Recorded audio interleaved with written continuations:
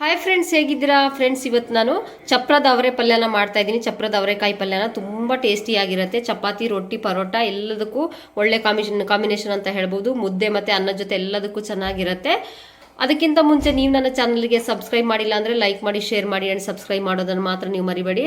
ನಾವು ನಮ್ಮ ಮನೆ ಹತ್ರನೇ ಬೆಳೆಸಿರುವಂಥ ಚಪ್ರದ ಅವರೆಕಾಯಿ ಕೊಯ್ಕೊಬಂದು ನಾನು ಪಲ್ಯನ ಮಾಡ್ತಾ ಇದ್ದೀನಿ. ಹಾಗಾದರೆ ಈ ರೆಸಿಪಿನ ತೋರಿಸ್ತೀನಿ, ಬನ್ನಿ. ನೋಡಿ ಯಾವ ರೀತಿಯಾಗಿ ಒಳಗಡೆ ಚಪ್ರದ ಅವರೆ ಬಿಟ್ಟಿದೆ ಎಂಬುದಾಗಿ. ಒಳೊಳಗೆ ಎಲ್ಲ ಬಿಟ್ಟಿದೆ. ತುಂಬ ಚೆನ್ನಾಗಿದೆ, ಒಂದು ಹುಳ ಆಗಿಲ್ಲ, ಆ ಥರ ಇದೆ ನೋಡಿ.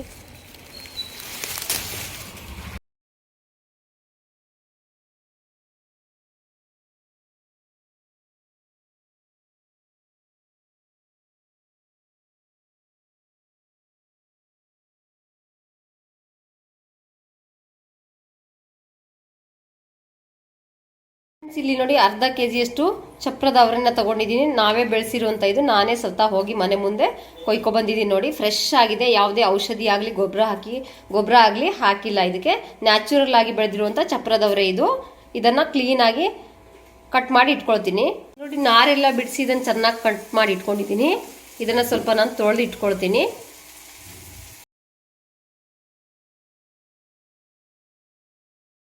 ಈ ಕಡೆ ಒಂದು ಬಾಣಲೆನ ತಗೊಂಡಿದ್ದೀನಿ. ಅದಕ್ಕೆ ನಾನು 2 ಟೇಬಲ್ ಸ್ಪೂನ್ ಅಷ್ಟು ಎಣ್ಣೆನ ಹಾಕ್ಕೊಳ್ತಾ ಇದ್ದೀನಿ.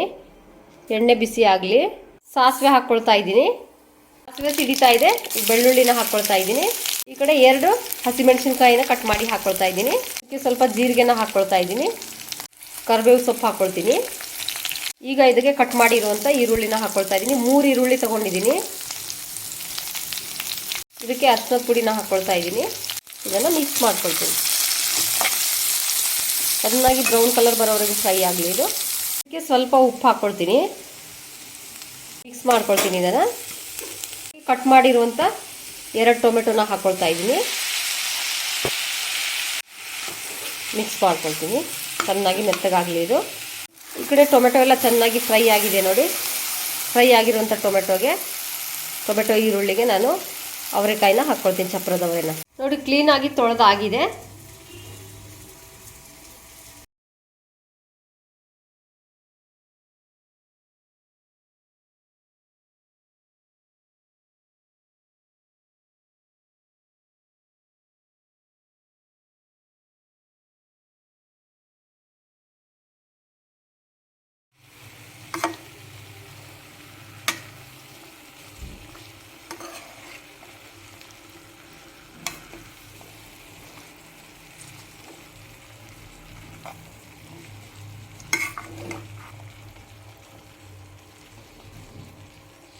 ಇದಕ್ಕೆ ಹರಳು ಉಪ್ಪನ್ನು ಹಾಕ್ಕೊಳ್ತಾ ಇದ್ದೀನಿ, ರುಚಿಗೆ ತಕ್ಕನಷ್ಟು.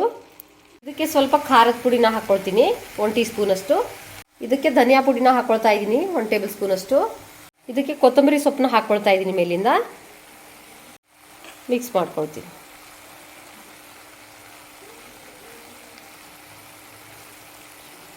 ಒಂದು 10 ನಿಮಿಷ ಆಗಲಿ ಇದು. ಇದಕ್ಕೆ ತೆಂಗಿನಕಾಯಿ ತುರಿನ ಹಾಕ್ಕೊಳ್ತಾ ಇದ್ದೀನಿ ಮೇಲಿಂದ. ಒಂದು ಅರ್ಧ ಬೌಲ್ನಷ್ಟು ನಾನು ತೆಂಗಿನಕಾಯಿ ತುರಿನ ಹಾಕ್ಕೊಳ್ತಾ ಇದ್ದೀನಿ. ಮಿಕ್ಸ್ ಮಾಡ್ಕೊಳ್ತೀನಿ.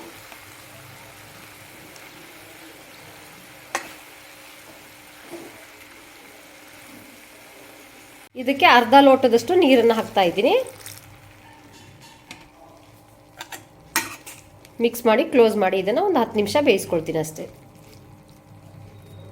ಒಂದು ಪ್ಲೇಟ್ ಮುಚ್ಚಿಟ್ಬಿಡ್ತೀನಿ. ಪ್ಲೇಟ್ ಓಪನ್ ಮಾಡ್ಕೊಳ್ಳೋಣ. ನೋಡಿ, ಆಗಿದೆ ಇದು. ಸ್ಟವ್ನ ಆಫ್ ಮಾಡ್ಕೊಳ್ತೀನಿ. ಓಕೆ ಫ್ರೆಂಡ್ಸ್, ಪಲ್ಯ ನೋಡಿ ಆಗಿದೆ. ಇದನ್ನು ಒಂದು ಪ್ಲೇಟಿಗೆ ನಾನು ಸರ್ವ್ ಮಾಡ್ಕೊಳ್ತೀನಿ. ತುಂಬ ಟೇಸ್ಟಿಯಾಗಿರುತ್ತೆ ಇದು. ಚಪಾತಿ, ರೊಟ್ಟಿ, ಪಲ್ಯ, ಮುದ್ದೆ ಜೊತೆಗೆ ಚೆನ್ನಾಗಿರುತ್ತೆ ನೋಡಿ ಫ್ರೆಂಡ್ಸ್. ಈ ಕಡೆ ಒಂದು ಪ್ಲೇಟಿಗೆ ನಾನು ಸರ್ವ್ ಮಾಡ್ಕೊಂಡಿದ್ದೀನಿ. ಯಾವ ರೀತಿಯಾಗಿ ಚಪ್ರದ ಅವರೆ ಪಲ್ಯ ಬಂದಿದೆ ಎಂಬುದಾಗಿ. ತುಂಬ ಟೇಸ್ಟಿಯಾಗಿರುತ್ತೆ. ಚಪಾತಿ, ರೊಟ್ಟಿ, ಪರೋಟ, ದೋಸೆ, ಮುದ್ದೆ ಜೊತೆ ತುಂಬ ಅಂದರೆ ತುಂಬ ಚೆನ್ನಾಗಿರುತ್ತೆ. ಇದು ಒಳ್ಳೆ ಕಾಂಬಿನೇಷನ್ ಅಂತಲೇ ಹೇಳ್ಬೋದು. ನೀವು ಒಮ್ಮೆ ಈ ಥರ ಚಪ್ರದವರೆ ಪಲ್ಯನ ಟ್ರೈ ಮಾಡಿ ಫ್ರೆಂಡ್ಸ್. ಯಾವ ರೀತಿಯಾಗಿ ಬಂದಿದೆ ಎಂಬುದಾಗಿ ಕಮೆಂಟ್ ಮೂಲಕ ತಿಳಿಸಿ. ಮತ್ತು ಲೈಕ್ ಮಾಡಿ, ಶೇರ್ ಮಾಡಿ, ಸಬ್ಸ್ಕ್ರೈಬ್ ಮಾಡೋದನ್ನು ಮಾತ್ರ ನೀವು ಮರಿಬೇಡಿ. ಇವತ್ತಿಗೆ ಈ ವಿಡಿಯೋನ ಎಂಡ್ ಮಾಡ್ತೀನಿ. ಮತ್ತೊಂದು ವಿಡಿಯೋ ಒಟ್ಟಿಗೆ ನಿಮ್ಮೊಂದಿಗೆ ಸಿಗ್ತೀನಿ. ಅಲ್ಲಿವರೆಗೂ ಬಾಯ್.